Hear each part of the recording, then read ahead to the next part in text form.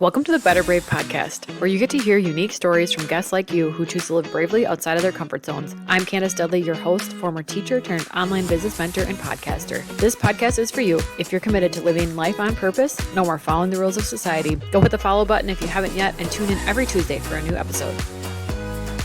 Welcome back to the show. Today I have Erin Melhouse here. She is an online holistic health coach specializing in helping moms take control of their life through movement, nutrition, and mindset. She works one-on-one with clients to help them create a healthier lifestyle so they can become the woman they dream of being. As a mom herself, she knows the challenges that come with continuing to show up for yourself while being there for everyone else. Through her own weight loss journey with PCOS that led her to become pregnant with her child, she found a passion in helping others do the same. As a certified personal trainer and gut health practitioner, Erin is here to help you heal from the inside out. I know you're going to love our conversation that we had today. Let's dive in. Well, welcome, Erin. Tell us a bit about yourself and give us that snapshot of your journey into entrepreneurship. Thanks for having me. My name is Erin Melhouse. I'm a certified personal trainer and holistic gut health practitioner. After I got those certifications, I decided I really wanted to start my coaching business. I kind of have been thinking about it for like the last 3 years, ever since I had my first child, which I know a lot of moms kind of go through that feeling of misplacement and what they need to do with their lives. So actually last fall when my kiddo was at daycare, he ended up breaking his leg. So I had to take a 6-week leave of absence to be home with him. And that kind of told me like, okay, maybe we should find something where I can be home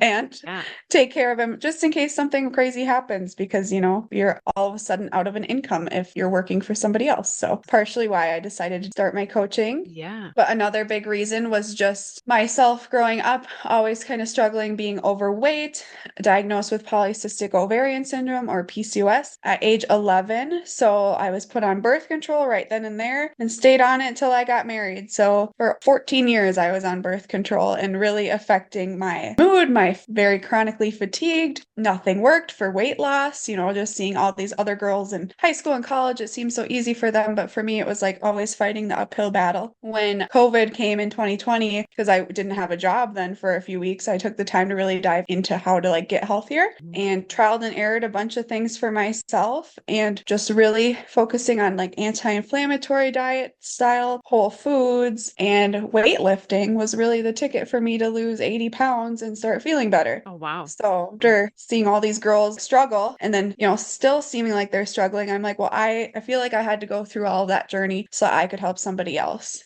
teach them how to make it a sustainable lifestyle, especially living in the Midwest where I feel like drinking and bar hopping and all the fried foods is the things all the time. Yes, for sure. We have a lot of similarities. I thought about getting into entrepreneurship for about 3 years too before I actually left the classroom. So I think sometimes people think that it's fast for everyone because we see it on social media and it looks so fast, like a split-second decision, but it can take a long time to get yourself to that point. And just having kids and that kind of changing your values, maybe is the word. For me too, it kind of flipped that switch of I really, really value the flexibility and being able to drop everything and stay home with them if they need to be, and all those things like you mentioned. So I totally relate to your story. So you weren't always an entrepreneur. What were you doing before that? Bridge that gap for us. Kind of had 2 careers right before entrepreneurship. At first, I was a landscape design assistant, which was super fun. And I kind of wanted to make my way to designer. I did that for a few years, really enjoyed it. But, that's very heavy summer career. Well, that's when your kids are out of school. So I'm like, I don't know if that's going to 100% work forever. Maybe when I go back to it someday. But then this job teaching fell into my lap and I was like, well, I've always considered that. Let's try it out. And I loved it. But like you said, it's really if I'm going to be having my kids, I want the time is of the essence kind of. And if I'm going to be away from them working, I really, really want it to be something I fully have my heart into, believe in, helping change lives basically, which is what I love to do with the health coaching and kind of being a little bit more in control of my time in my life. Yeah, for sure. So especially with a second kid on the way, I just felt like that was going to be the best for the family. For sure. What are some things you've learned now in your entrepreneurial journey?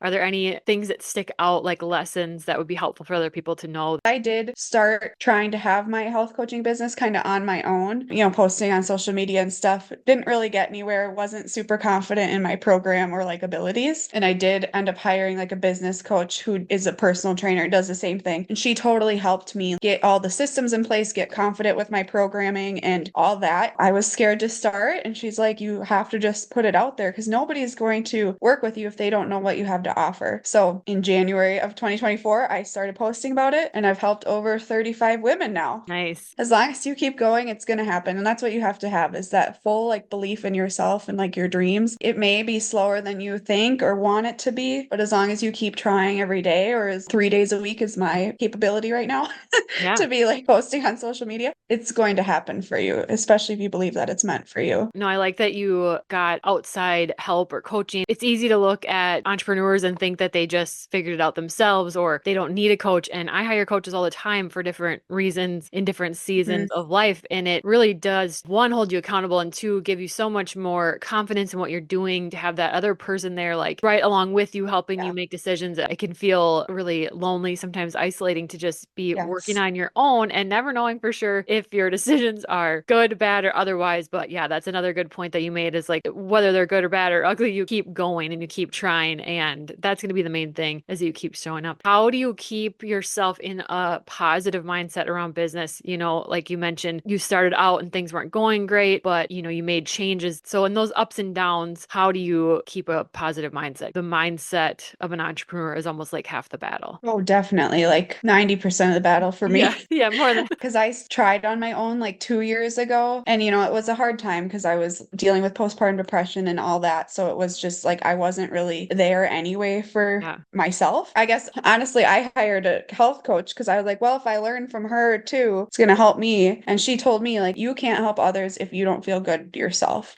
which is so true. So I really dove in to focus on a lot of the mindset stuff before kind of restarting. But I just was still in the back of my mind, like, this is what I meant to do. I have to do this. So a year later, tried again and then saw that it was working, getting clients results. You have to just look at like the wins in every client. I'll keep a little folder of clients and all their little positive things that they've told me when I'm having a stressful day or when I feel like I'm not doing enough for them. And just knowing that my heart's in it and I'm here to actually help people. Yeah, just reaffirming yourself and keeping those wins and positive things like at the forefront to keep reminding yourself. I think that it's easy to let, one negative thing or overshadow. And I always try to, if you have that like down week or something where you're just like not feeling good about things, I always try to just also let myself know, like, I know this is going to pass. We've been here before. Our energy is going to come back as long as we keep taking care of ourselves. So on those weeks, I try to just, like you said, lower that bar of expectation down instead of, I got to show up every single day on social media. I'm doing it 3 times in this season. Yeah. What does that look like for you as far as like a system, or you mentioned 3 days a week just to help other people? It's sometimes we think it's like got to be all in or all out. And I just don't think that's true. Even those little consistencies is a big deal. So what does that look like for you? An all or nothing mindset is definitely a challenge in a lot of journeys in life, whether you're like trying to lose weight or trying to have a business. It is the little consistent daily things that may seem small in the long run, but it's going to build up over time. That's another piece of advice. Like, you're going to probably go through 100 different schedules or things that you think are going to work out to make it happen, and it's just not going to work. Like, I thought after a month of configuring, I would have a great schedule and it'd all be good. But, here we are 9 months later, I'm still changing it every week. Right. For me, I found on Mondays, I always have my parents help watch my son so I can do client check-ins, fully focused on an in-business day. It's what I like to call it. Like, I'm focusing in on my current clients, social media maybe, but it's really going to be focusing on my current clients. I have them schedule certain days of the week where they can do a phone call with me. So I just know those times I can see booked ahead if they have a call coming up. Otherwise, on Mondays too, because I make it like one really big full work day. I try to prep my social media, at least my captions for the week, look through a little bit of videos, see what I want to post for my reel. And then my new thing is I can't wake up and scroll unless I have my social media post prep for the day. If I already have the caption ready, I just have to like put it together, for Instagram, and then I can save it to post for the evening or whenever I'm going to post it. And then Wednesdays and Thursdays during nap time is when I really kind of try to do more business stuff rather than like cleaning the house,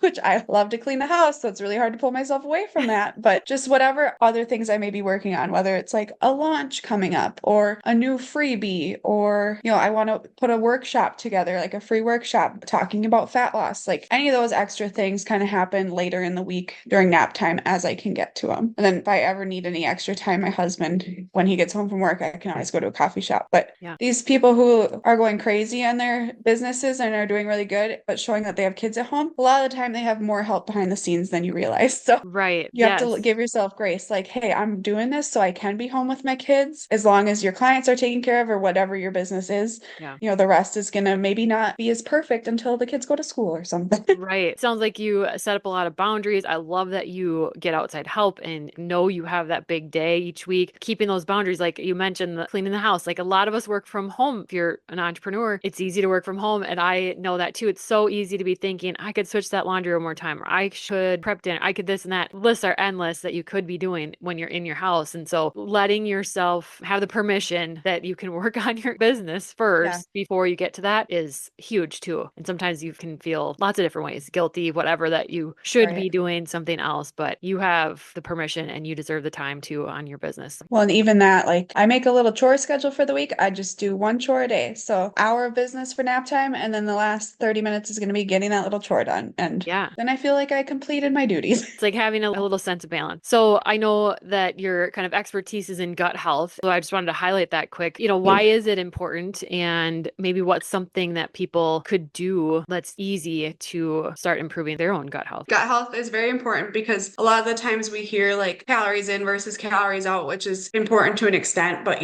what are those calories? Is it 1,000 calories of Kit Kats and junk food, or is it 1,000 calories of whole foods, fresh things, a lot of foods with good micronutrients in it? And if your gut has been screwed up for years, eventually it's going to make it kind of hard for you to lose weight. You're not going to be absorbing the nutrients from the foods that you're eating, so you could either not be feeling full long enough, which is going to lead to other issues, or maybe fiber intake's low, so your digestive system is really sluggish, which is eventually going to lead to that chronic tired fatigue and just feeling dumpy. There are studies out there that show how it is connected to your brain so much. So like mood is affected when you have a gut that's not great.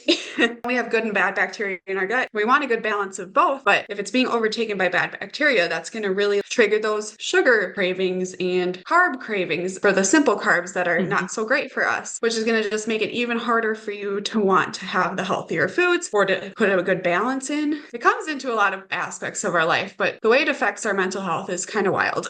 So what's something that someone could do that's like easy, maybe an easy first step that they could do to like improve or work on improving their gut health? An easy step would be when you go grocery shopping, maybe you get your typical foods that you always get. Well, every color of food, every different variety of apple, they're all going to have a slightly different amount of micronutrients in them and kinds of micronutrients. So just getting variety every time. Maybe this week you get the Honeycrisp apple, next week you do Envy or something, a different kind. It's going to be slightly different. And all these different things coming into your body is just going to build up that gut health that much more. Same with like red, green, yellow bell peppers. Always be kind of swapping through, rotating. And then just in general, being mindful of your meals, protein, fat, carb, always having them together. Try not to have a simple carb like ice cream completely by itself. Put some nuts with it or have it after dinner so that it's like balanced well. Okay. It helps your gut health, in turn helps your blood sugar, all the things. It works together.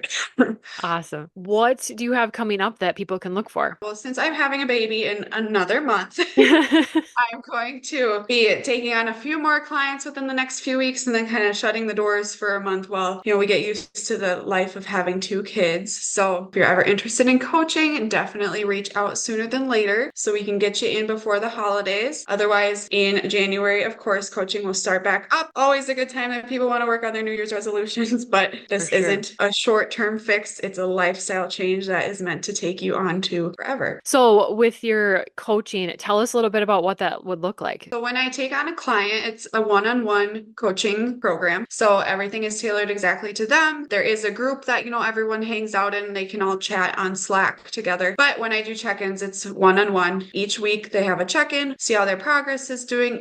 Biofeedback is very important. So I want to see how their sleep is, digestion, energy levels, all the things. Besides all of that, we do a lot of focus on tracking macros, looking at our food, making sure we're having a good variety of foods. And a lot of women actually tend to come in under eating by quite a bit. So we focus a lot on healing our metabolism, building those calories back up, getting them to maintenance so that we can do a really good deficit and go into a cut and see that fat loss happen. Whatever your story is, that's what we look at, see how we can make that happen in the safest and best way possible for your body. So a lot of work with nutrition. I also have a lot of clients doing progressive overload workouts. So, we're increasing our strength every week, even though the workouts, they stay the same. We focus on big movers like our quads, biceps, all those things. We're increasing a lot of strength. And then along with that too, I have a whole gut health and hormone health course that they go through weekly, which gives them the science of it all, but it also has a lot of mindset work behind it. So, talking about affirmations, self-confidence, self-esteem, just generally how to get yourself back to where you want to be, maybe after you had kids or,